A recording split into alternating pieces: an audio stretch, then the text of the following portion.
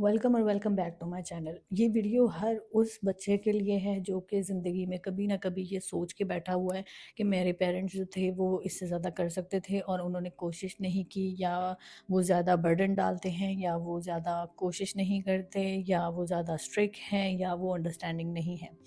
ये वीडियो आप लोगों ने एंड तक देखनी है। आई होप आपके जो देखने का नज़रिया है वो थोड़ा बहुत चेंज हो जाएगा, और ये बहुत ज़रूरी है। ये बहुत ज़रूरी क्यों है, ये आपको वीडियो के एंड तक पता चल जाएगा। अब क्या है कि मैं आपको इसमें ना, मैं स्टार्ट करने से पहले अपनी लाइफ का ही एक वाक़ये से शुरू करूँगी।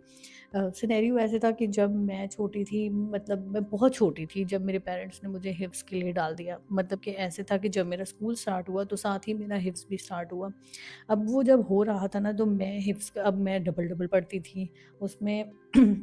5 क्लास तक हो गया था। तो उसमें ये है कि जब मैं पढ़ रही थी तो मुझे रियलाइज़ होता था कि यार ये जो मेरे पेरेंट्स हैं ना, वो मेरे ऊपर एक्स्ट्रा बर्डन डाल रहे हैं। मुझे ये रियलाइज़ क्यों होता था, क्योंकि मेरा भाई जो था वो हिफ्ज़ नहीं कर रहा था, वो सिर्फ़ स्कूल का पढ़ता था। अब वो डिफरेंट स्कूल में जाता था, मैं डिफरेंट स्कूल में जाती थी। मुझे उसको स्कूल को देखकर बहुत ज़्यादा फ़ैसिनेशन होती थी।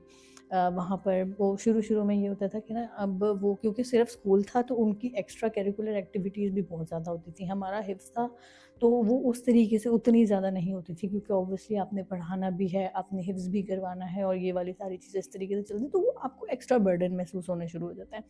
अब उस एज में जो है वो बड़ा इस तरीके से महसूस होता था कि यार नहीं, मेरे साथ ज़्यादती हो रही है। उसके बाद क्या हुआ कि जब वक़्त गुज़रता रहा, आप बड़े होते हो, आप चीज़ों को समझते हो, मुझे ये रियलाइज़ेशन बाय द टाइम होना शुरू हुई कि यार वो जो था ना, अब हर पेरेंट्स जो है ना, अपनी ज़िंदगी में अपनी अक्ल के मुताबिक अपने बच्चों का बेस्ट करता है। ये किस तरीके से है, मैं आपको बताती हूँ। अब आप देखो कि जो नॉर्मल हमारी मदर्स हैं, उनकी शादियाँ अगर हुई हैं तो वो 20 टू 25 के ब्रैकेट में हुई हैं।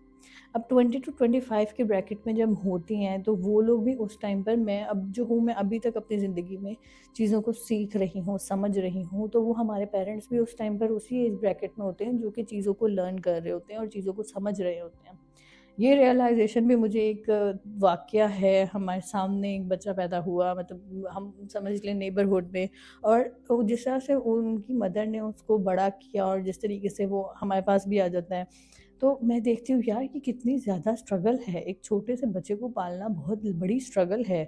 तो पेरेंट्स जो है वो तो अपना 100% कर रहे होते हैं और अपना बेस्ट दे रहे होते हैं। आप छोटे से, मतलब अपनी तरफ से तो वो जिस बच्चे को उन्होंने पैदा किया है, उसको वो हर उसकी छोटे-छोटे खाने-पीने का ख़्याल से लेकर, उसके पहले कदम से चलने का ख़्याल से लेकर, उसके रातों को जागने से लेकर, तो जब आप ऐसे किसी चीज़ को बड़ा कर रहे होते हो, तो फिर आप अपना, पेरेंट्स जो है ना, वो सबकॉन्शियसली, अनकॉन्शियसली अपना बेस्ट करने की कोशिश कर रहे होते हैं।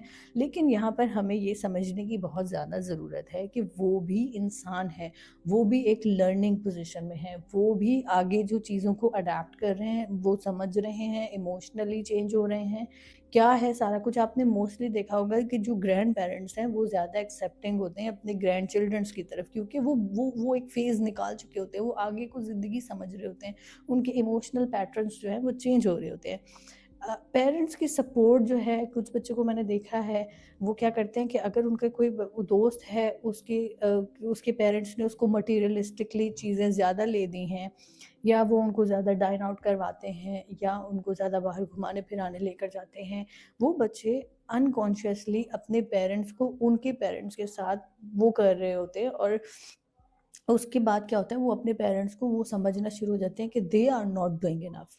ऐसा नहीं होता। हर पेरेंट्स की अपनी एक लैंग्वेज होती है और हर पेरेंट्स की करने की कैपेसिटी अपनी होती है।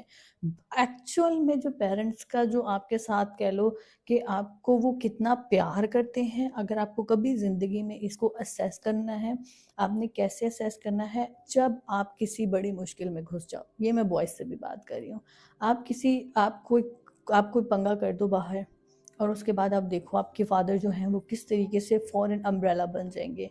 मैं लड़कियों से बात कर रही हूँ, आप कोई गलती कर दो, आपकी मदर को पता चलेगा, she was the only one जो आपको शेल्टर करने की कोशिश करेगी, और वो उनका गुस्सा, उनकी चीज़ें, वो सारी साइड पे होंगी, बट एट द एंड वो आपको प्रोटेक्ट करेगी।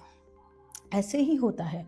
आपने कोई बड़ी गलती करनी है, मतलब मैं ये नहीं कह रही आपने करनी है, आप असेस करके देख लो कि जब आप लाइफ के अपने लोअर मोमेंट्स पे हो, फॉर एग्जांपल आपने डिग्री कर ली है और आप जॉब ढूंढने की कोशिश कर रहे हो, तब आपके पेरेंट्स कैसे ट्रीट करते हैं, तब वो इमोशनली आपको बार बार ये तो नहीं कह रहे, मतलब कि वो यहाँ पर अपनी असेसमेंट आपने अपनी मेच्योरिटी को बढ़ा कर देखनी है कि यार अगर if I was in that position तो मैं क्या करता।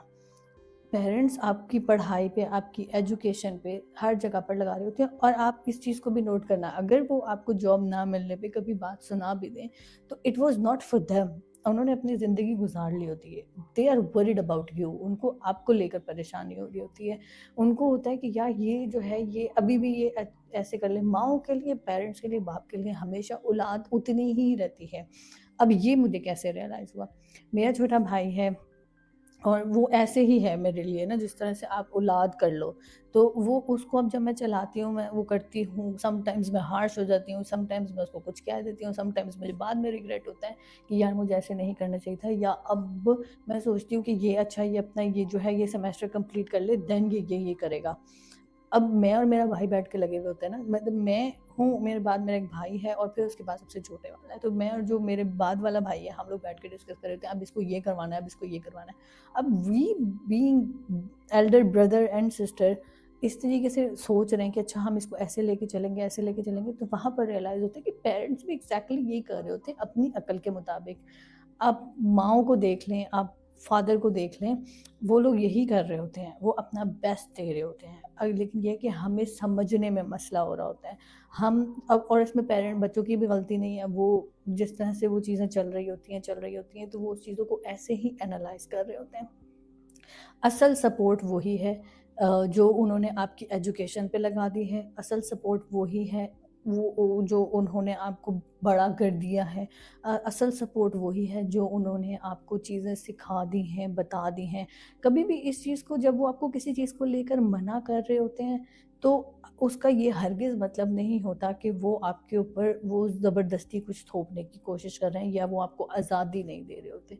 वो आपको प्रोटेक्ट करने की कोशिश कर रहे होते हैं। हर चीज़ को देखने के 2 तरीके होते हैं, और आपने अगर उस चीज़ को आप जब अपने माइंडसेट में एक दफ़ा ये चीज़ बिठा लोगे कि भाई they are trying to protect me और this is for my good, तो वो आपको चीज़ों को देखने का नज़रिया चेंज हो जाएगा। जब वो आपको रोकेंगे, तो आप एक दफ़ा के लिए इस चीज़ को साइड पे रखोगे कि दे आर कंट्रोलिंग, आप इस चीज़ को फ़ोकस करोगे कि why they are doing this, तो आपको समझ आएगी। अपने आप को कभी-कभी ना अपने पेरेंट्स की जगह पर रख के देखें। अगर वो आपको बाहर का खाना नहीं खाने देते, तो उसमें भी उनकी वो एक लव लैंग्वेज है। अगर आपकी जो मदर है, वो अगर अपनी तरफ से कुछ बना कर देती हैं, तो वो ये चाह रही हैं कि आप बाहर का ना खाओ, आप उनके हाथ का खाओ, this is her love language.